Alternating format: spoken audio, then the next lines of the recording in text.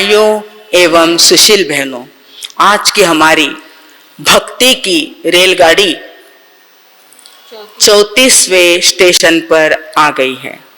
34वां श्लोक, 34वीं गाथा, शुंभत प्रभावलय भूरि विभा विभोस्ते। आज की गाथा हमारी आभा मंडल को लेकर के आई है।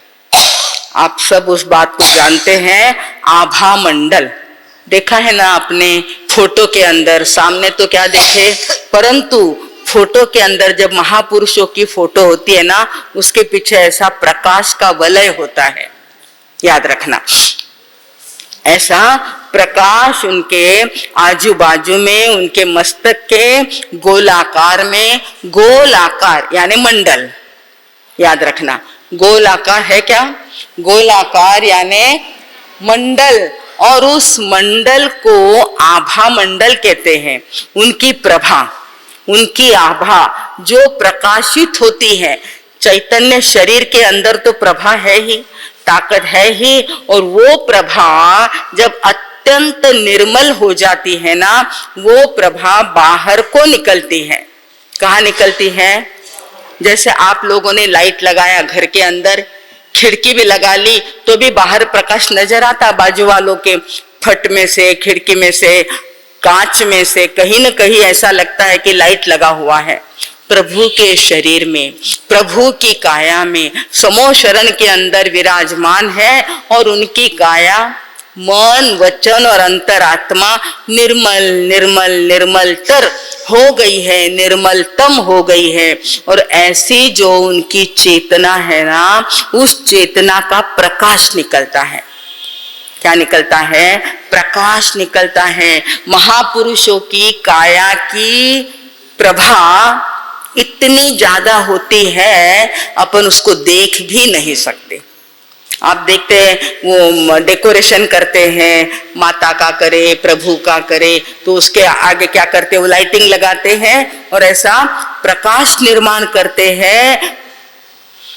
अरिहंत परमात्माओं का प्रकाश अपने आप होता है, ओरिजिनल होता है, स्वयमेव होता है।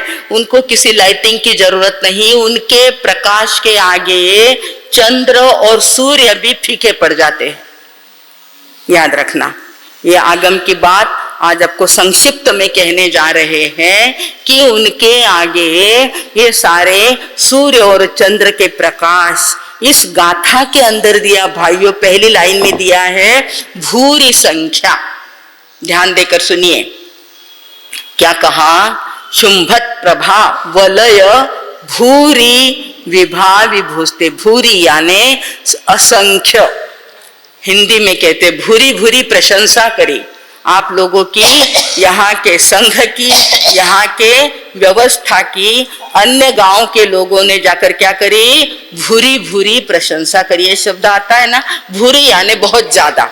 तो यहाँ पर कहते हैं भूरी विभा, बहुत सारी विभा यानी प्रकाश, प्रभा, विभो, हे विभो, हे मेरे प्रभो, ते यानी तुम्हारी, विभोस्ते, हे प्रभु तुम्हारी प्रभा जो है वो भूरी है। असंख्य सूर्य का प्रकाश हो, अपन देख सकेंगे, एक सूर्य को नहीं देख सकते।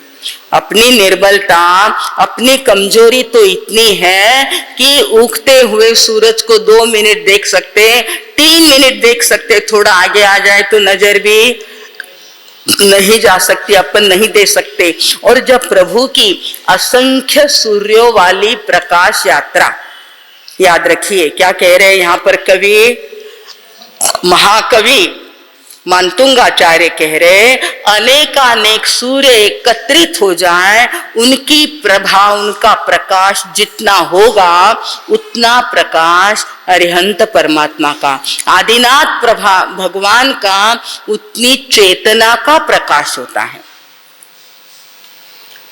ख्याल में आ रही है क्या बात? थोड़ी कठिन जा रही है, कठिन नहीं जा रही, आश्चर्य लग रहा है। इत्तो कित्तो इस बात है ना, इत्तो कित्तो, अरे इत्तो नहीं, आपने समझे नहीं, इससे भी कई गुना होता है। आपको थोड़ा सा उदाहरण दूं, आज सोचा था कि कुछ नहीं कहना, परंतु आप लोगों की कुतूहलता और उत्सुकता, प्रबुद्धता के आगे कहने का मन होता है। मृगावती जी की कथा सुनी आपने, सती मृगावती जी। काफी देर तक वो क्या हो गई थी सभा में, समूह शरण में क्या हो गई थी, कितनी देर बैठी थी, अंधेरा हो गया था, रात्रि हो गई थी और चंदन बालाजी ने उनको पूरी कहानी पढ़ना आपको जरूरी है। ऐसे लगता है कितना पढ़ाए और कितना नहीं, कितना सिखाएं कितना नहीं। वो जो कहानी है सती मृगावती की, उनको व्याख्यान में बैठते बैठते समूह शरण में प्रभु का प्रवचन सुनते सुनते इतनी देर हो गई कि अंधेरा कब हुआ, सूरज कब ढल गया पता ही नहीं चला। क्यों? क्योंकि वहां पर अनेकानेक सूरज के विमान, चंद्र के विमान दर्शनों को आए हुए थे। वहां जब दर्शनों को आए थे तो वहां प्रकाश कितना होगा, अंधेरे का नाम ही नहीं। किसको समझेगा कि अंधेरा हो गया? अपने को भी कब ध्यान में आता है, कब ध्यान में आता है? जब आप लाइट के मंडप में हो, बहुत सारे क्या होलोजन के हेलोजन, वो अगर बहुत सारे हजारों लगाए हुए तो ख्याल में नहीं आता कि सूर्यास्त हुआ है, तब पता चलता नहीं, इतना प्रकाश होता है। भाई और बहनों, वो कथा कहती है, चंदन बालाजी की कथा मृगावती के कनेक्शन में आती है। तब कहते हैं कि मृगावती जी अकेले रह गए थे, सुनने को बैठे बैठे तो बैठे ही रह गए, अंधेरा हो गया तो भी पता नहीं चला। क्यों पता नहीं चला? क्योंकि वहां पर इतना ज्यादा प्रकाश चंद्र और सूर्य के विमानों का था। वे विमान आते हैं, वहां पर वाणी सुनते हैं और उसके अंदर में रहे हुए देवी और देवता आत्मा का कल्याण करते हैं।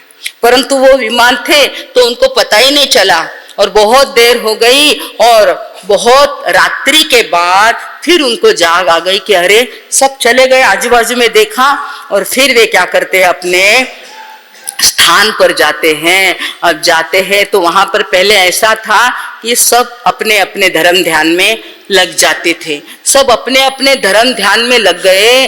तो मृगावती जी को क्या हो गया, आने में बहुत सारी देर हो गई, रात हो गई। और रात होने के बाद चंदन बालाजी ने देखा कि ये तो क्या हो गई, क्या हो गई, गलती हो गई है, इसका प्रायश्चित लेना पड़ेगा। और आगे की कथा आप जानते हैं भाई और बहनों, सत्य कथा, बनी हुई सत्य घटना है। कभी आप चाहे तो दोपहर में कभी भी आइए, आपको पूरी कथा सुनाएंगे और प्रायश्चित दिया जाता है। चंदन बालाजी सबसे बड़े थे, आदिनाथ भगवान की पुत्री, और इनकी आदिनाथ भगवान की तो ऋषभ, चंदन बालाजी नहीं, सुंदरी कह रहे हैं, ब्राह्मी और सुंदरी, ये दोनों जो थी वो उनकी पुत्रियां थी। चंदन बालाजी भगवान महावीर के समय में हुई है और वे सबसे बड़ी वहां पर साध्वी थी, प्रवर्तिनी थी। और उन्होंने कहा कि ऐसा उल्लंघन करके नहीं चलेगा, आपने बहुत देर कर दी, आपको अब कुछ न कुछ प्रायश्चित लेना पड़ेगा। और उनको प्रायश्चित क्या दिया जाता है? वहां पे ऐसे पुराने पुराने आश्रम होते थे और पुराने दरवाजे और उसकी अर्गला, यानी दरवाजे की कड़ी लगाते ना पुराने समय की, यहाँ पर भी थी पिंपल गांव के अंदर, ऐसा अर्गला होती है लकड़ी की और उसको कड़ी होती है। चंदन बालाजी ने कहा कि अब तो कुछ है नहीं ऐसा प्रायश्चित देने के लिए, मेरे पास ऐसा कोई साधन नहीं है, पर तुम ऐसा करो कि तुम्हारी उंगली उसके अंदर डाल के जिसमें आप लोखंड का खिला डालते हैं ना कड़ी लगाने के लिए, तो तुमने क्या करना, खिला नहीं, आज क्या करना, तुम्हारी कड़ी के अंदर अंगुली डालकर खड़े रहना है। ये प्रायश्चित उनको दिया। और फिर उसके बाद बड़ी सुंदर घटना होती है।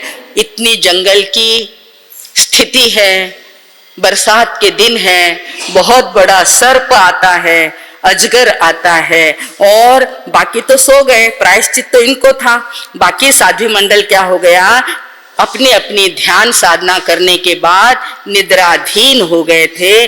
चंदन बालाजी को भी नींद आ गई थी, उनका हाथ ऐसा था और सर्प वहां से, बहुत बड़ा सर्प था उस जमाने का, और ऐसा सर्प जो था वो जा रहा था। उन्होंने देखा उनको क्या हो गया था, वो अंगुली जब डाली तो उनको क्या हो गया होगा, प्रायश्चित ले लेकर केवल ज्ञान की प्राप्ति हो चुकी थी। उनको सब कुछ नजर आ रहा था। उन्होंने देखा कि अरे इतना बड़ा विषारी, ये जहरीला ये सर्प है, जो हमारे गुरुवर्या को, गुरुनी जी को डस ना ले।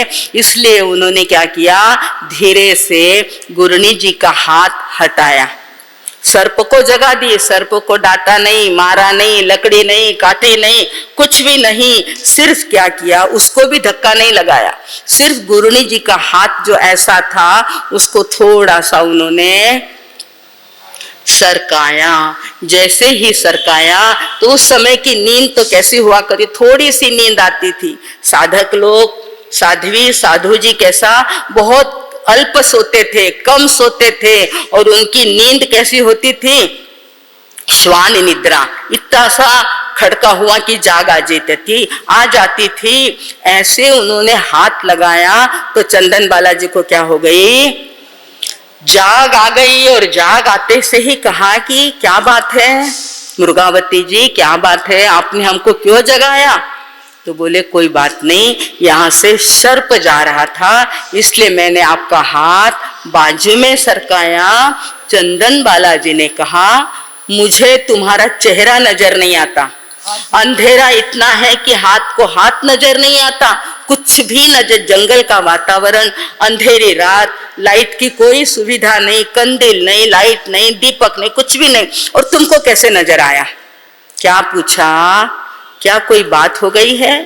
तुम्हें नजर कैसे आया? कितने बुद्धिमान थे उस समय के साधक लोग, कितने कितने बुद्धिमान थे, प्रबुद्ध थे। उन्होंने प्रश्न दिमाग में लाया कि आपको कैसे दिखा कि सर्प जा रहा है? चंदन मुर्गावती जी ने कुछ नहीं कहा, सिर्फ नमस्कार किया, चरणों में वंदना की और कहा आपकी कृपा हो गई। क्या कहा है? ध्यान में लीजिए, साभी इतिहास है, स्वर्णिम इतिहास, स्वर्णिम भी उसके आगे फीका पड़ता है। क्या कहा मृगावती जी ने? ऐसा नहीं कहा। आज के क्या कहते हैं अपन, पार्लियामेंट थाने मने ज्ञान होना तो तरी थे मने दंड दियो, अबे उठे प्रकाश घनो होतो तो मैं कई करूं, प्रकाशस घनो तो मैं कई करूं, बस ऐसा कहते हैं। साधु साध्वी, साधक साधिका, मैं क्या करूं, ऐसा करके। अरे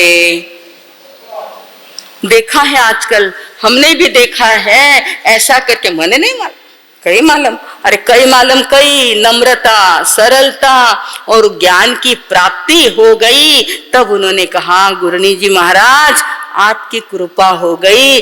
चंदन बालाजी तो त में तपेला समझ गए कि इनको क्या हो गया है ना बात, केवल ज्ञान और केवल दर्शन। और किसके कारण? प्रायश्चित के कारण। भाई और बहनों, बड़ी सुंदर कथा है मृगावती जी की। हाँ, इतनी सुंदर कथा है ना भाई और बहनों, 16 सदियों की जो कथा होती है, सुनने जैसी और वाचन करने जैसी, ग्रहण करने जैसी है। जैसे ही चंदन बालाजी को पता चला कि उनको क्या हो गया है, केवल ज्ञान और केवल दर्शन, वे भी तो विनय और नम्रता की मूर्ति थे, इसीलिए तो सती बन गए। तुरंत उठ करके 3 बार उनको क्या करी है, बड़े कौन है, गुरुवर्या कौन है, और फिर भी उन्होंने क्या करी, केवल ज्ञान हो गया, केवल दर्शन हो गया।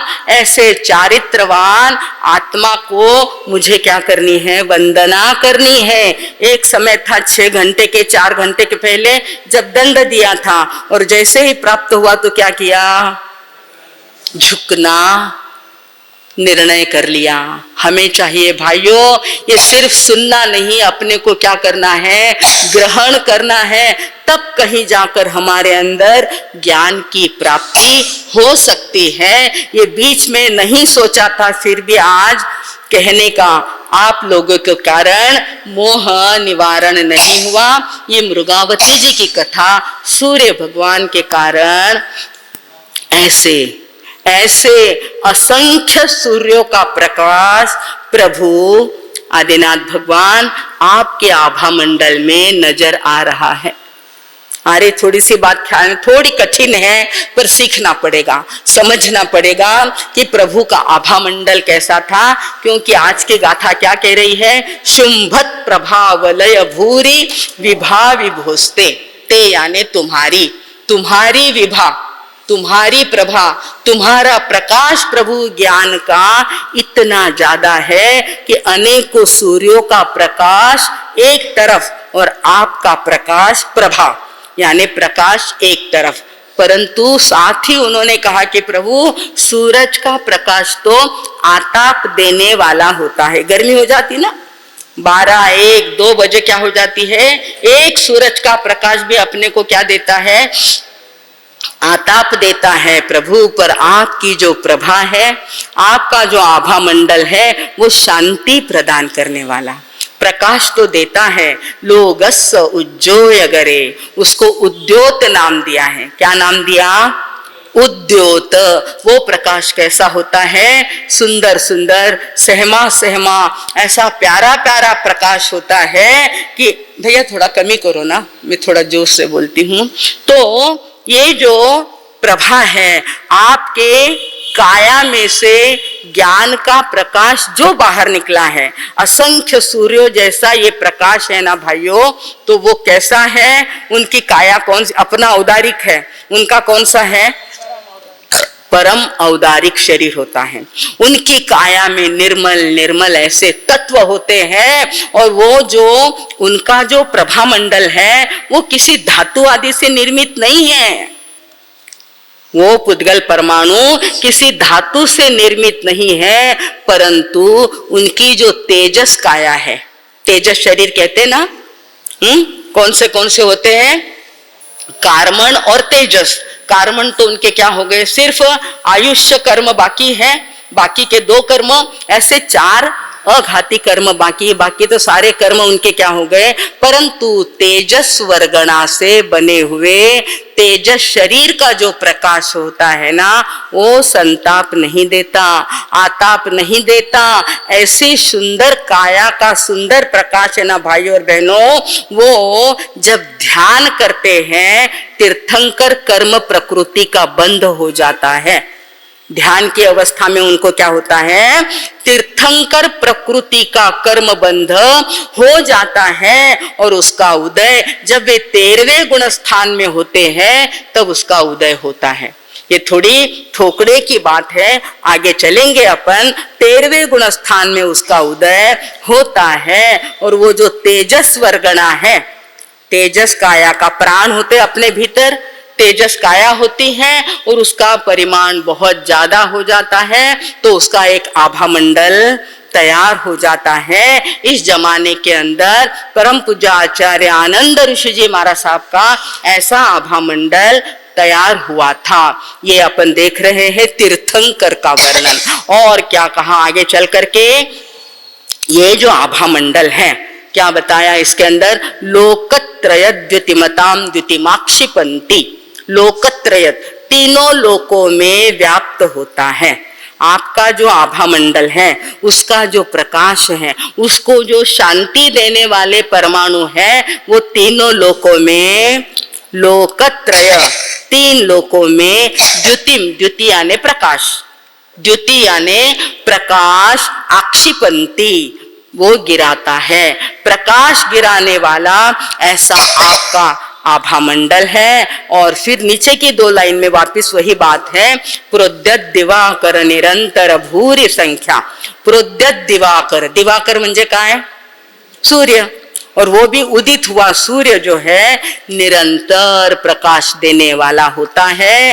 दीप्त्या जयत्य विनिशाम अपि सोम सौम्याम, वो क्या करता है, दीपित होता है, जगत को प्रकाशित करता है। जयत्यपि, जय जयकार करता हुआ, विजय दिलाता हुआ। और रात्रि में निशाम अपि, रात्रि को भी चंद्रमा क्या करता है, आज सोमवार है ना, तो उसमें क्या, सोम सौम्याम, चंद्रमा जैसी सौम्यता। सोम यानी चंद्र और सौम्या यानी सौम्यता, चंद्रमा जैसी सौम्यता और सूरज जैसा प्रकाश। प्रभु ऐसा आपका आभा मंडल इतना सुंदर है कि जिसका वर्णन हम क्या करें, इंद्र करते हैं, देवी और देवता करते हैं। भाई और बहनों, आप आभा मंडल को, सामान्य व्यक्ति के आभा मंडल को ओरा कहते हैं। आज की साइंस की भाषा में क्या कहते हैं, औरा, AURA, औरा होता है। और उस औरा के कारण जहां भी कोई व्यक्ति जाता है उसको अच्छा लगता है।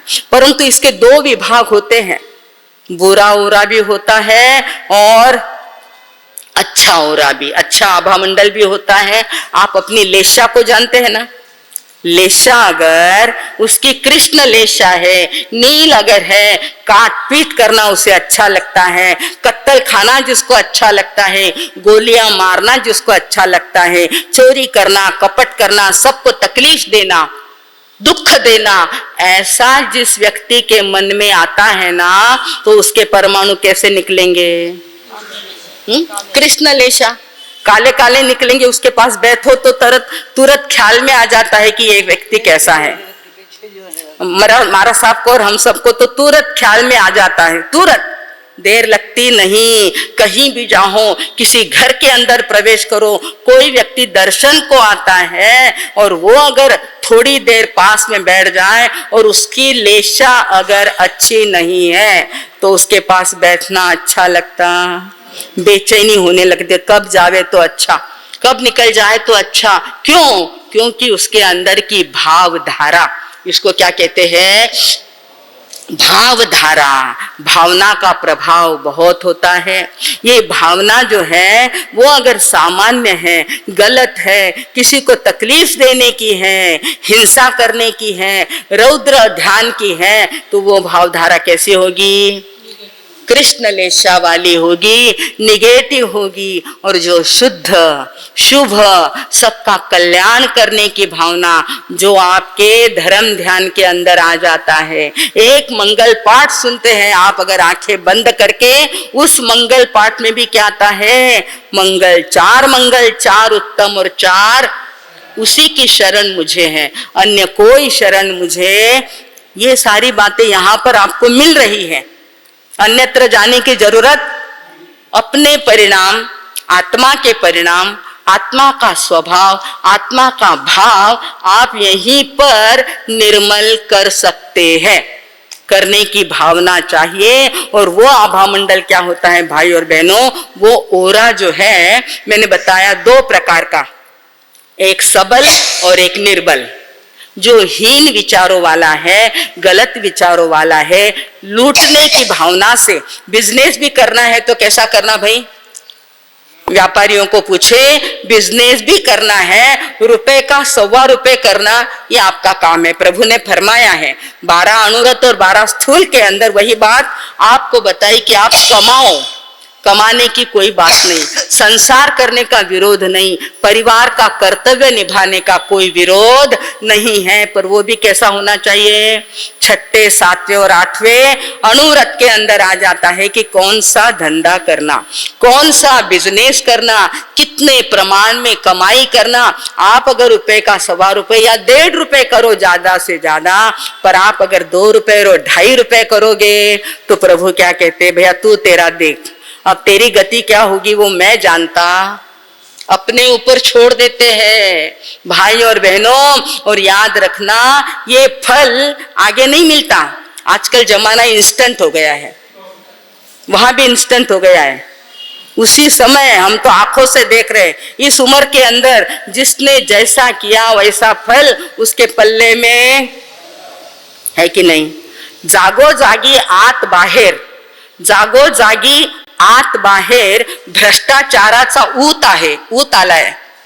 जागो जागी आत बाहेर भ्रष्टाचाराचा ऊत आहे, याच जन्मी भोगाल पाप वरचा पण मजबूत आहे।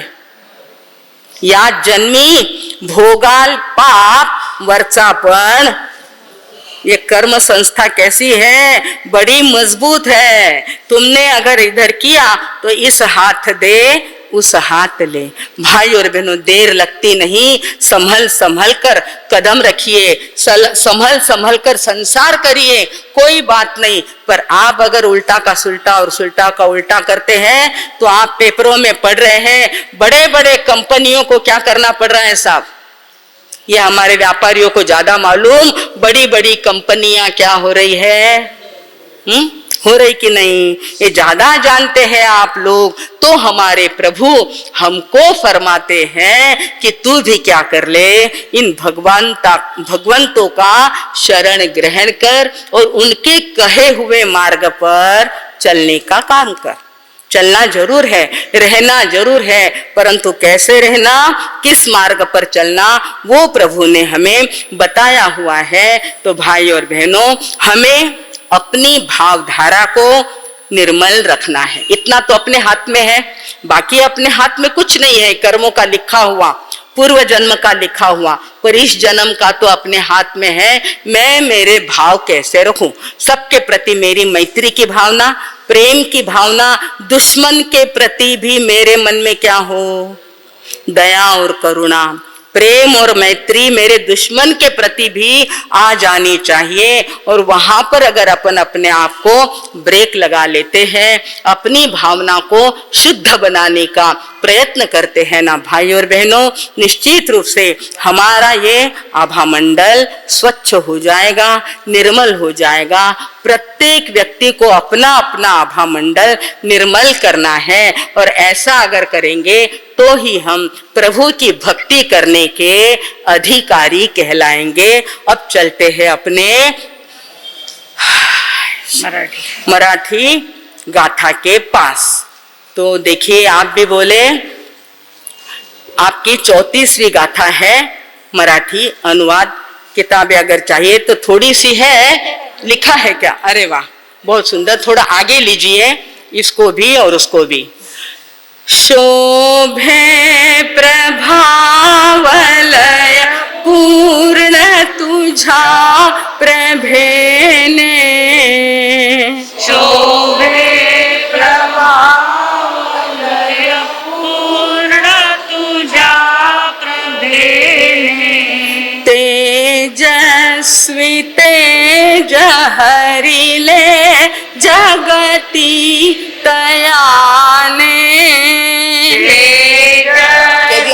तेज हरिले जगती जयाने, गेले असंख्य रवि तेज भरून जात, गेले असंख्य रवि तेज भरून जात, जिंकिल कामग निशासह चंद्र शांत, जिंकिल कामग निशा चंद्र शांत, जिंकिल कामग निशासह चंद्र शांत, जिंकिल कामग